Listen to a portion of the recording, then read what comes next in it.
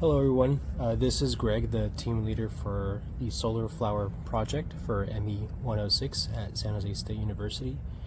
Today I'm going to be demonstrating the Solar Flower, which is basically our little sun tracking robot. So if you can see on the top, there is a solar panel, and on top of the solar panel we have two little UV sensors, and then those are going to be what's driving the solar panel.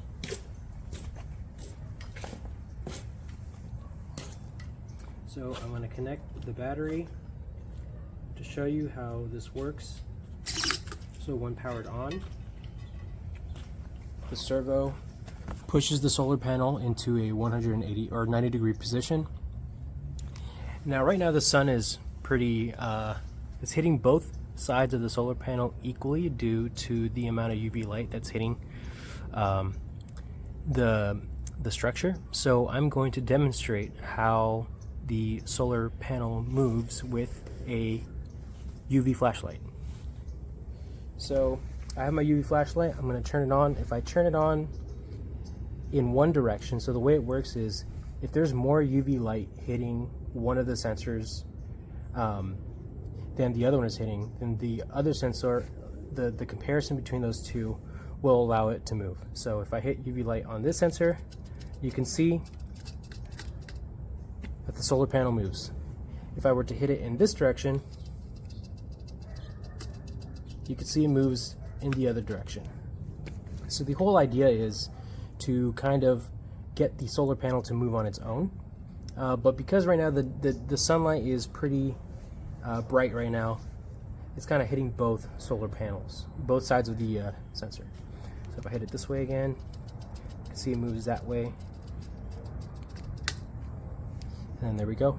That's how that moves. Alright, so looking closer at the mechanism itself, we can see how we constructed this. So powering this whole thing is a SG90 mini servo. And the way we have this connected is basically this base sits on top of the flower pot. It's not connected or anything, it's just sitting on top. And we have a 3D printed shaft running across the whole base. We've got two bearings on either side, and the shaft is actually shaped in terms of like a D, and so that's all connected to the solar panel holder itself. Now all of these parts are 3D printed.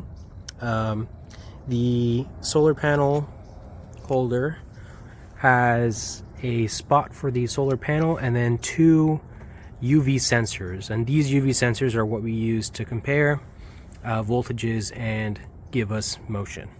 In the middle here we have an IMU sensor, which gives us data on the position of the panel holder. So all of this is connected. Down here we have a tiny OLED display showing us the angle at which the holder is at, and then here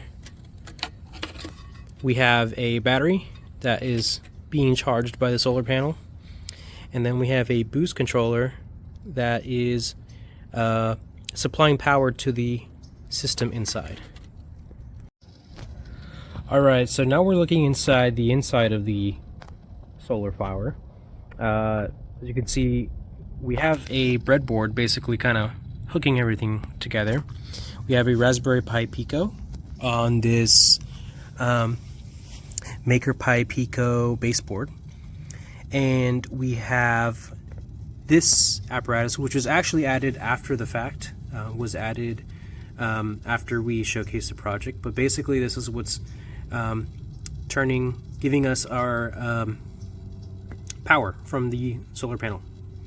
And in the back we have the battery that I showed you afterwards.